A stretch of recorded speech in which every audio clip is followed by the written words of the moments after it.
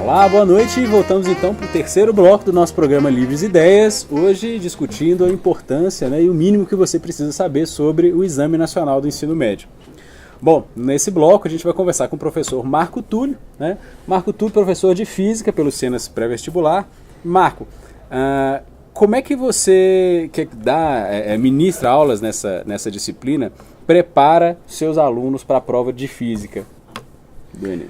Bom, primeiramente, boa noite, o pessoal que está aqui nos assistindo, o pessoal de casa, muito obrigado pelo convite.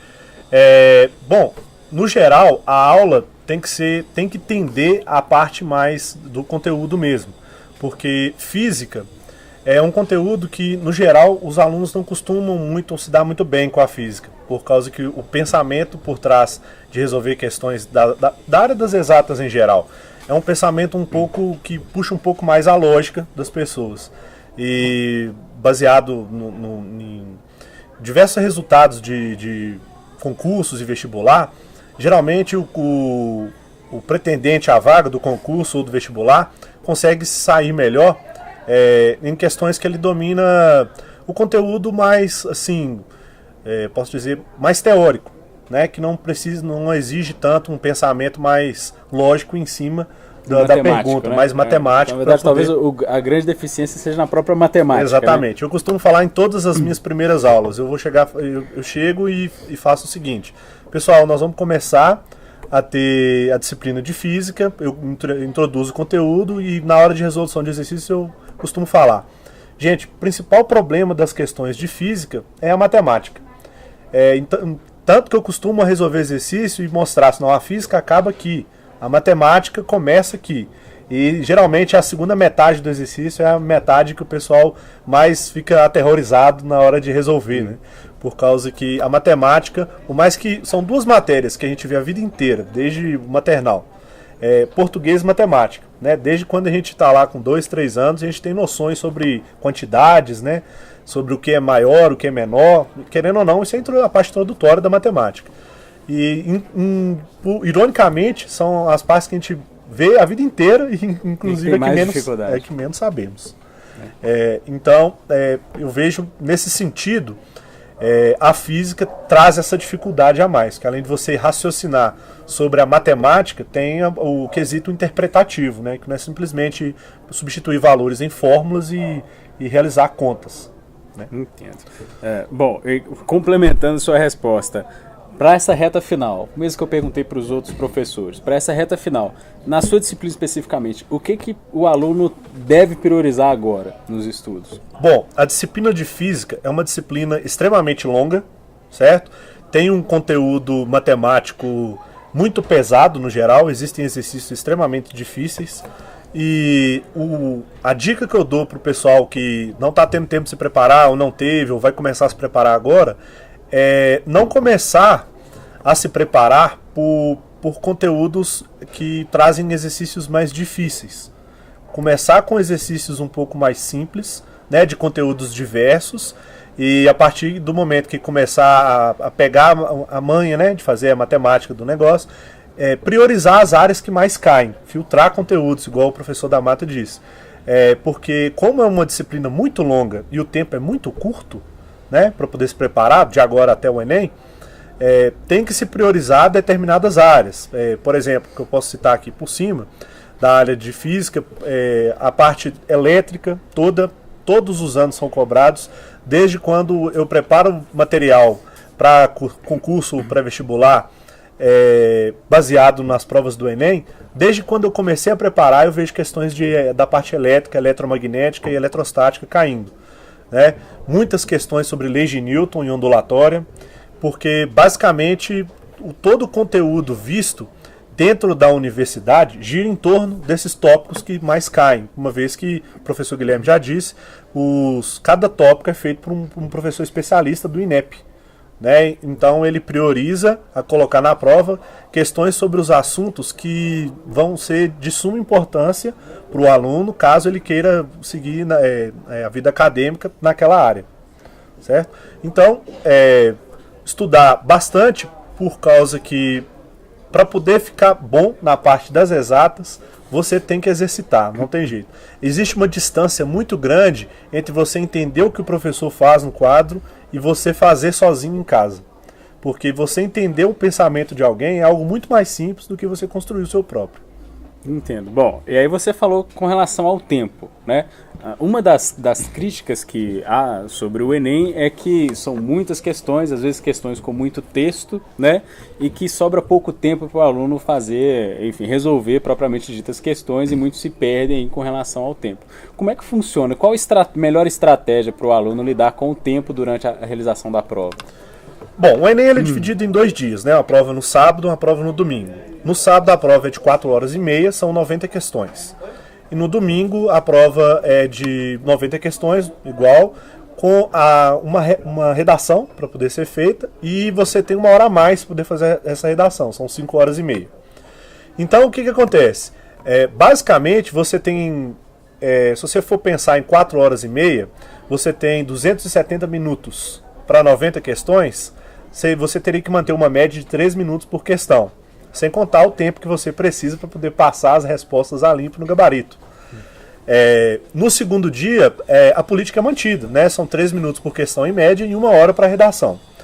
Qual que é a grande discrepância do primeiro dia para o segundo dia?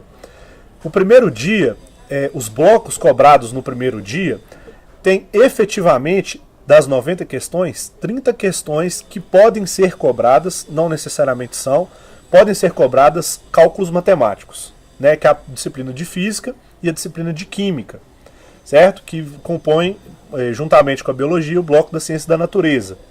E existe outro bloco que é as ciências humanas, né, que é história, geografia, filosofia, sociologia. Então, normalmente, o aluno gasta, em média, mais tempo para resolver uma questão da área das exatas do que da área das humanas. Porque o tempo que você gasta para poder fazer a área das humanas é basicamente o tempo de leitura, raciocínio e interpretação. E o tempo da área das exatas é leitura, raciocínio, interpretação e cálculos. E o aluno fica muito inseguro, já que é uma prova que custa muito tempo, né, 1 ano da vida de estudos, fica muito inseguro nessa última parte de cálculos e gosta de revisar, gosta de ter certeza. Ele perde um pouco de tempo nisso daí. Então, a parte que eu acho mais discrepante, que eu menos concordo, seria o segundo dia ter a mesma quantidade de tempo que o primeiro dia, visto que o segundo dia, metade da prova objetiva são questões exatas, são 45 questões de matemática. E existem questões de matemáticas, igual o Guilherme falou, fáceis, médias e difíceis. Mas o INEP ele não qualifica as questões como curtas, longas ou médias em relação ao tempo. Isso acaba prejudicando o aluno, porque uma vez que ele pode cair na malha estatística do TRI, o chute só vai trazer mais pontos negativos do que positivos. Então uma saída seria desmembrar a prova em mais dias, né, o que acarretaria um custo maior para o governo, ou aumentar o tempo do segundo dia, o que também poderia acarretar mais custo para o governo, uma vez que ele tem profissionais avaliando e fiscalizando a prova, que ficariam mais tempo um dia de domingo avaliando uma prova. Ou seja, eu acredito que teria que desembolsar um pouco mais para poder remunerar esses funcionários. Entendo. E, Marco, você ministra já a disciplina de física no Cenas pré-vestibular há vários anos, né? E você ministra tanto no curso extensivo quanto no curso intensivo, né? Qual que é basicamente a diferença da sua didática, se existe, entre as duas modalidades? Bom, o curso extensivo, como o próprio nome já fala, a gente tem mais tempo para poder trabalhar o conteúdo. Então, além do conteúdo ser vencido de maneira mais lenta, a gente pode abordar alguns detalhes mais pertinentes na hora de resolver as questões, certo? E a gente pode dedicar um pouco mais de tempo na parte teórica e talvez um pouco menos de tempo de resolução de exercícios em sala. Resolução de exercícios em sala ela só é produtiva quando o aluno já teve o treino em casa, certo? Uma vez que o aluno já tentou, já pensou sobre a questão, não chegou a algum resultado, né, o resultado do gabarito, e quer discutir a questão com o professor. Quando o conteúdo é passado e o professor passa exemplo, isso é bom para fixar o conteúdo para o aluno, certo? Porém, isso não quer dizer que o aluno está preparado para poder fazer uma prova baseada naquele conteúdo, uma vez que ele não praticou em casa. Então a grande diferença do extensivo para o intensivo é essa. Você tem que diminuir os detalhes na hora de explicação e priorizar a resolução de exercícios. Uma vez que o aluno só vai se acostumar com o tempo que ele precisa para poder realizar com aquela questão praticando. Certo? Então, a diferença está basicamente no número de exercícios resolvidos dentro da sala de aula, certo? Do número de horas, né, ministradas em aula e basicamente a questão de quantidade de conteúdo. Né? No primeiro semestre dá tempo de abordar mais conteúdo, né? No primeiro semestre extensivo que a gente trabalha lá no pré-ENEM. E no segundo semestre, como tem praticamente todos os anos, como a prova cai sempre em torno do fim de outubro e início de novembro, nós sempre temos em torno de 3 meses para vencer o conteúdo de 3 anos, né, que seria o referente ao ensino médio. Então a gente também tem que fazer essa filtragem de conteúdos para poder conseguir passar as partes mais importantes para ajudar os alunos a conquistarem a vaga no ensino superior. Dentro do conteúdo da prova de física, né, obviamente, você considera que as questões tendem a ser mais conteudistas, como o da Mata falou, né, no que se refere à sua disciplina, ou vai trabalhar mais conhecimentos gerais aplicados à disciplina de física? Bom, o Enem ele teve basicamente 3 momentos em relação ao nível do conteúdo comparado ao vestibular tradicional.